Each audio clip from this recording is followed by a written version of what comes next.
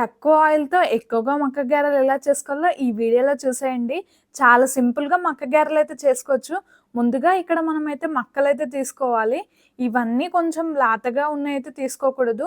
అలాగే sweet corn మక్క కంకులైతే కొంచెం మెత్తగా ఉంటుంది. ఆయిల్ అనేది ఎక్కువగా పడుతుంది కాబట్టి స్వీట్ కార్న్ మక్క గింజలు కూడా తీసుకోకూడదు. ఈ విధంగా లోకల్‌లో పండించుకునే మక్క గింజలతోని అయితే చాలా సింపుల్‌గా చేసేసుకోవచ్చు. ఇందులో పచ్చిమిర్చి వేసుకోవచ్చు, ఎండుమిర్చి వేసుకోవచ్చు. టేస్ట్ కోసం ఎండుమిర్చి వేసుకుంటే చాలా టేస్టీగా ఉంటుంది.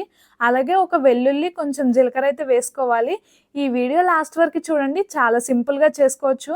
అలాగే ఒక ఉల్లిగడ్డ, కొంచెం ధనియాలైతే వేసుకోవాలి.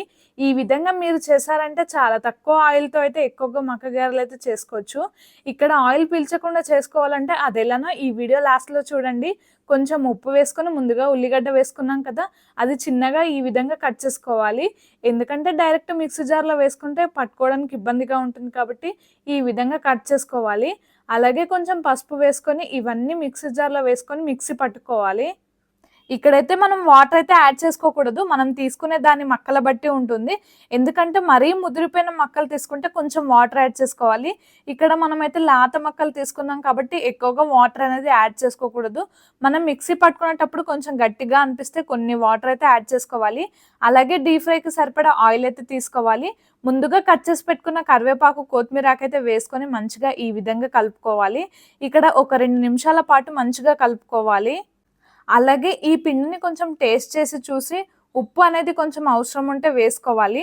అలాగే కారం అనేది అవసరం ఉంటే వేసుకోవాలి. డైరెక్ట్ కారం వేసుకోకుండా ఇందులో కొంచెం పిండిలో పచ్చిమిర్చి 4 పట్టి పెట్టుకుంటే సరిపోతుంది. అలాగే ఈ విధంగా కొంచెం చిన్న చిన్నగా పిండి ముద్ద తీసుకొని ఈ విధంగా చేసుకుంటే సరిపోతుంది. చాలా సింపుల్‌గా ఇంట్లో మక్క గారెలు అయితే చేసుకోవచ్చు. మక్క గారెలు అనగానే ఆయిల్ అనేది ఎక్కువగా పడుతుందని చాలామంది అయితే అనుకుంటారు.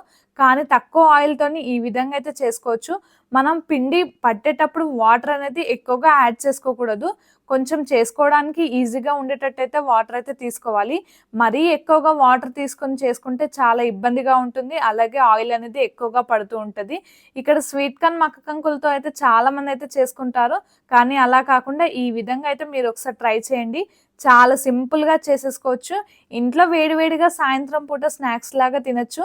తెలంగాణలో చాలా స్పెషల్ అయిన ఫుడ్ అంటే మక్క గారెలే. ఎందుకంటే ఏ చిన్న ఫంక్షన్ ఉన్నా మక్క గారెలైతే ఉండాల్సిందే. అలా అని చెప్పేసి చాలామందైతే ఈవినింగ్ టైమ్ స్నాక్స్‌లో కూడా చేసుకుంటారు.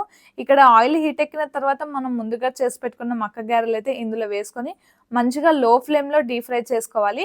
ఎక్కువగా మంట పెట్టి చేసుకుంటే అంత టేస్టీగా ఉండదు. ఎందుకంటే లోపల సాఫ్ట్‌గా పైన క్రిస్పీగా ఉండాలంటే స్టవ్ అనేది లో ఫ్లేమ్‌లో పెట్టుకొని మంచిగా చేసుకోవాలి. ఇలా వేసిన తర్వాత ఒక 2 నిమిషాల తర్వాత ఒక సైడ్ అయితే కాలిన తర్వాత ఇంకో సైడ్ అయితే తిప్పుకోవాలి. స్టవ్ అనేది హై ఫ్లేమ్‌లో పెట్టుకొని అయితే చేసుకోకూడదు. లో ఫ్లేమ్‌లో పెట్టుకొని చేసుకుంటే టేస్ట్ అనేది చాలా బావుంటుంది. మనకు క్రిస్పీగా రావాలి అంటే ఇలా స్టవ్ లో ఫ్లేమ్‌లో పెట్టుకొని అటు ఇటు తిప్పుతూ ఉండాలి. అలాగే ఆయిల్ అనేది ఎక్కువగా పట్టకుండా ఉండాలంటే ఈ విధంగా మీరు కూడా ట్రై చేయండి. చాలా సింపుల్‌గా ఇంట్లోనే వేడివేడిగా మక్క గారెలైతే చేసుకోవచ్చు. ఇలా ఒకటి తర్వాత ఒకటి ఇలా నెమ్మదిగా కాల్చుకుంటూ ఉండాలి. అలాగే ఇక్కడ ఎక్కువగా అయితే వేసుకోకూడదు. ఎందుకంటే మనం కొంచెం ఆయిల్ వేసుకొని చేసుకుంటున్నాం కాబట్టి 3 లేదా 4 అయితే వేసుకొని చేసుకోవచ్చు. అలాగే 5 కూడా వేసుకోవచ్చు. ఇక్కడ మనం ఆయిల్ ఎక్కువగా వేసి మక్క గారెలు ఎక్కువ వేసి చేస్తూ ఉంటే ఆయిల్ అనేది మక్క గారెలకైతే ఎక్కువగా పడుతూ ఉంటది. డీప్ ఫ్రైకి సరిపడా ఆయిల్ తీసుకుంటే సరిపోతుంది. ఈ వీడియోలో చూపిస్తున్నట్టు మీరు కూడా ట్రై చేయండి. రెసిపీ అయితే చాలా సింపుల్‌గా చేసేసుకోవచ్చు. పిల్లలకు కూడా చాలా ఇష్టంగా ఈవినింగ్ టైంలో స్నాక్ రెసిపీగా కూడా పెట్టుకోవచ్చు.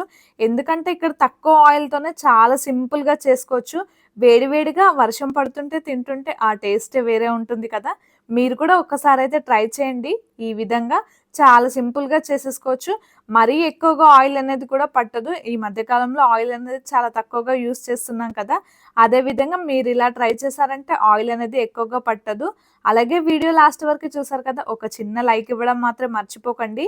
చాలా సింపుల్‌గా చేసేసుకోవచ్చు. సాఫ్ట్‌గా, క్రిస్పీగా ఉంటుంది. ఈ విధంగా మీరు కూడా ట్రై చేయండి. తొందరలోనే చాలా ఈజీగా అయిపోతుంది. 5 నిమిషాలు లేదా 10 నిమిషాలతో అయిపోతుంది. మీరు కూడా ట్రై చేయండి.